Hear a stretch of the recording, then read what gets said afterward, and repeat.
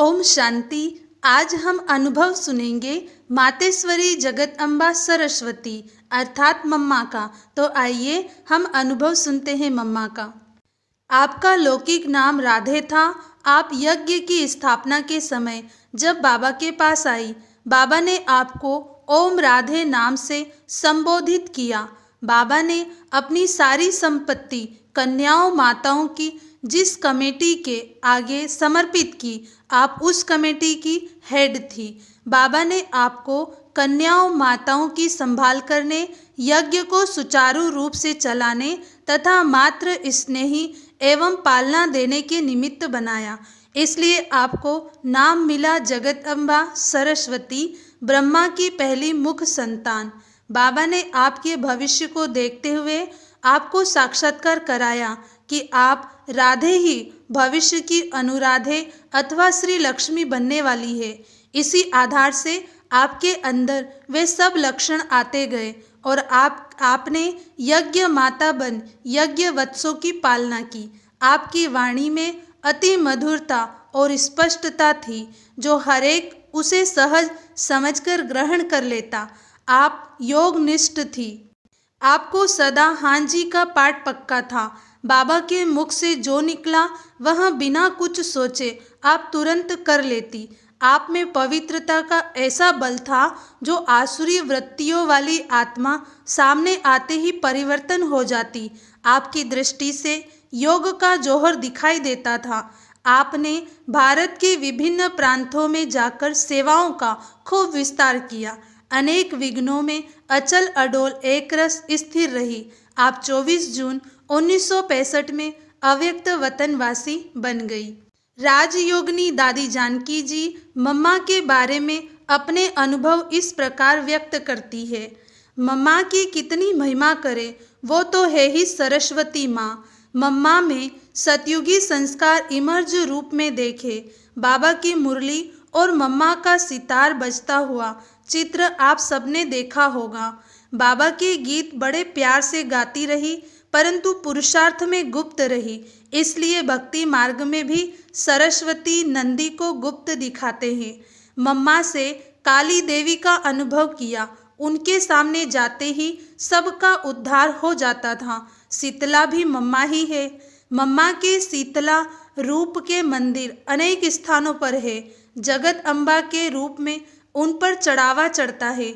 हम सब जो यज्ञ में खा रहे हैं, यह यज्ञ माता पर चढ़ा हुआ चढ़ावा ही तो है। यज्ञ का देगड़ा द्रौपदी का देगड़ा है, कभी खाली नहीं होगा। मम्मा पहले राधे, फिर सरस्वती, फिर जगदम्बा बनी। मम्मा से ज्वालामुखी स्वरूप का अनेक बार अनुभव किया। यह नहीं कहेंगे कि मम्मा शिव बाबा को याद करती थी, बल्कि याद स्वरूप स्थिति कैसे होती है ये मम्मा के चेहरे से दिखाई पड़ता था। व्यक्तित्व में रूहानियत, दिल में परमात्मा पिता के लिए प्यार और सम्मान, पढ़ाई में एक्यूरेट, ये मम्मा की विशेषताएं थी। मम्मा के हाथों में इतनी कशिश, जो हाथों में हाथ दो तो अशरीरी बन जाते थे। मम्मा ने बाबा से इतना सीखा जो धारणा करने में नंबर 1 चली गई। मम्मा की शिक्षा सुनते सुनते बुद्धि शिव बाबा और परमधाम की स्मृति में टिक जाती थी। कमाल ये थी कि बैठते थे मम्मा के सामने, याद शिव बाबा आता था। अपना नाम रूप भुलवाने में बड़ी होशियार थी। देखते थे तो संपूर्ण मम्मा दिखाई देती थी। उनकी वाणी सुनते सुनते कैसा भी व्यक्ति पिघल जाता था। बोल में इतनी रूहानियत थी जो तुरंत देह भान भुला शांति धाम होने का अनुभव कराती थी। दिल कहता था मम्मा के सामने आवाज में कैसे आए। मैं नई नई यज्ञ में आई थी, कराची में मम्मा के सामने बैठी थी। मैंने पूछा, मम्मा मैं क्या पुरुषार्थ करूं? मम्मा ने कहा, हर घड़ी को सदा ही अंतिम घड़ी समझना। उसी घड़ी से सब पसारा बुद्धि से निकल गया। आज तक भी इस धारणा को कभी भूली नहीं हूँ। एक बार मम्मा ने कहा, कभी कोई शिक्षा मिले तो उसे संभाल कर रखना। कभी ये ख्याल न आए कि मुझे ये शिक्षा क्यों मिली, मेरी भूल तो थी नहीं। शिक्षा बड़ी काम की होती है, समय पर बड़ी काम में आएगी। तब से लेकर बुद्धि में एक बॉक्स बनाया हुआ है। बहन भाई किसी द्वारा भी शिक्षा मिले संभाल कर उसे बॉक्स में रख लेती हूँ। ये महसूस कभी नहीं किया कि ये कौन होता है मुझे शिक्षा देने वाला। इस प्रकार सिखाने की भावना मम्मा ने पैदा की। सेवा में जब नर्स थी तो मम्मा से बहुत धैर्य सीखा। बाबा भवन से टेलीफोन पर मुरली सुनाता था। मम्मा सुनती थी कुंज भवन में, बड़ी एकाग्रता से हुंकारा भरती थी। हमें भी ध्यान रहे कि मम्मा जैसी गंभीरता, नम्रता, सत्यता की मूर्ति बनना है। एक बार एक सखी को ऐसे ही सुनाया मैंने कि मैं मम्मा से थोड़ा डरती हूँ। सखी ने मम्मा को सुनाया। फिर मम्मा हाथ पकड़कर टेनिस कोर्ट में चलते चलते पूछने लगी, आप मेरे से डरती हो? मैंने कहा, डरती तो नहीं हूँ, शायद संकोच करती हूँ बात करने में। उसी घड़ी मम्मा ने मेरा संकोच दूर कर दिया, बहुत हल्का कर दिया। उस दिन के बाद भाग्य खुल गया। मैं नर्स थी, मम्मा राउंड लगाने आए तो भी मेरा हाथ हाथ में ले ले। जब भी सामने आऊं बोले, आओ बैठो। बाबा ने अपने समीप लाया। सन्मुख और समीप रहने से समान बनना सहज हो गया है। उतावली से, फोर्स से कभी मम्मा ने नहीं बोला। वे सेकंड में समझ जाती थी कि अब इसके व्यर्थ ख्यालात शुरू है। मीठा इतना बोलती थी मानो लोरी दे रही हो, परंतु उस लोरी में नींद नहीं आती थी, बल्कि आत्मा उठकर खड़ी हो जाती थी। व्यर्थ का समापन कर देना, सामने बिठाकर, ये मम्मा में देखा। दृष्टि से ही सब कुछ सिखा देना, ये मम्मा को आता था। मैंने पूछा, मम्मा मुझे क्या करना है?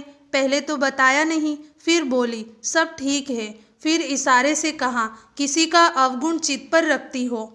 उसी दिन से कान पकड़ लिया। शांत चित्त, उदार चित्त तब बनेंगे जब चित्त साफ होगा। योग बल क्या होता है, मम्मा से सीखा। पूना में 1.5 महीना मम्मा हमारे पास थी। लगता नहीं था कि मम्मा के शरीर को कोई तकलीफ है। शांतामणि दादी के लिखे हुए मुरली के नोट्स रोज मम्मा के पास आते थे। नोट्स पढ़ती थी, बाबा की मुरली पढ़ती थी, टेप भी सुनती थी। भले ही रात के 11 बज जाए, फिर भी मुरली पढ़ने का नियम पक्का था। मम्मा बाबा की आज्ञाकारी, चाहे कुछ भी हो जाए, अचल अडोल रहने वाली थी। किसी के शरीर छोड़ने का समाचार सुनाओ तो बोलेगी, अच्छा ड्रामा। मम्मा बेंगलोर गई थी। वहाँ के भाई बहनों को मम्मा से बहुत प्यार मिला तो छुट्टी देते समय सबकी आंखें भर आई। मम्मा उसी अचल अवस्था में रही। फिर हमारे पास पूना आई। भाई बहनों ने पूछा, यहाँ से जाकर हमें भूल जाएंगी? मम्मा ने कहा, और क्या करेगी? मम्मा ड्रामा के पट्टे पर अडोल रहती थी। बाबा जब मुंबई में ऑपरेशन कराने आए थे, हम भी वहीं थे। कई लोग पूछते थे, क्या आपके गुरु है ये? तब बाबा ने कहा, बोलो बाप दादा है। तब से बाप दादा नाम प्रचलित हो गया। बाबा ऑपरेशन कराने हॉस्पिटल में अपने कमरे में आए।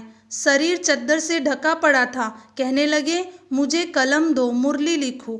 6 पेज की मुरली लिखी। कितना बाबा का प्यार हम बच्चों से है।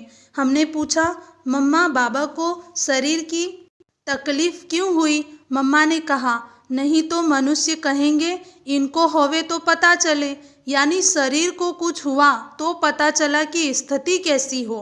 बाबा की उस घड़ी की स्थिति देखी, बड़ी वंडरफुल थी। देह में होते हुए भी जैसे देह के असर से पूर्ण मुक्त थे।